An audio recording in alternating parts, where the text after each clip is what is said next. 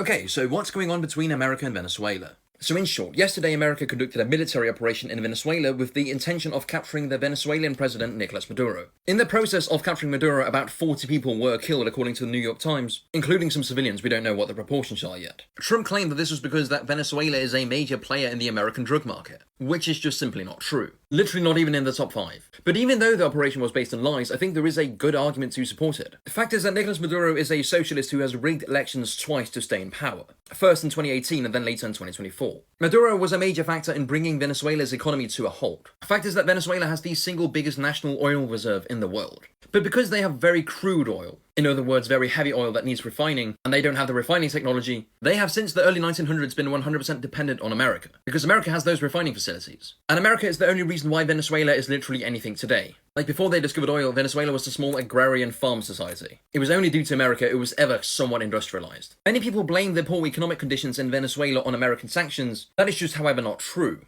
Since America only imposed sanctions in 2019, which was after Maduro stole the election, and corruption was running rampant in his government, and the Venezuelan economy was already in the gutter, due to the socialist policies of him and his predecessor Hugo Chavez. And even after the American sanctions, instead of solving corruption and ceding power like any responsible leader would do, Maduro starts talking big talk to Donald Trump. And if there's one thing you shouldn't do to Donald Trump, it is to try to out-alpha him. And on top of all of this, following the sanctions by America, 80% of Venezuelan oil exports are now going to China. So I don't necessarily see a problem in removing a socialist with less than 20% approval ratings, who's trading partners with an adversary of the West. The problem is what happens after. My main concern was that Maria Mercado would be placed in power in Venezuela instead of Maduro. Maria Mercado is a liberal Zionist who would do literally whatever America wanted. And you may think if you're American this sounds good, like in the short term. Fact is, in the long term this will probably be to your detriment anyway. We saw this happen in Iran, for example, where after Mohammad Mossadegh was toppled by the Americans in 1953, the Shah of Iran was put in place. His economy was ran into a deficit because he tried to please the Americans too much. So a popular revolution backed by American pressure led Iran to become the country it is today in 1979. My fear would have been the same would have happened in Venezuela. That this would not last more than a few decades before some popular revolution would happen, where we would be back to status zero. But thankfully Trump came out very quickly and said Mercado is not going to be put in power. Instead, something else that could also go very badly is happening. America has pledged to oversee the transition of power.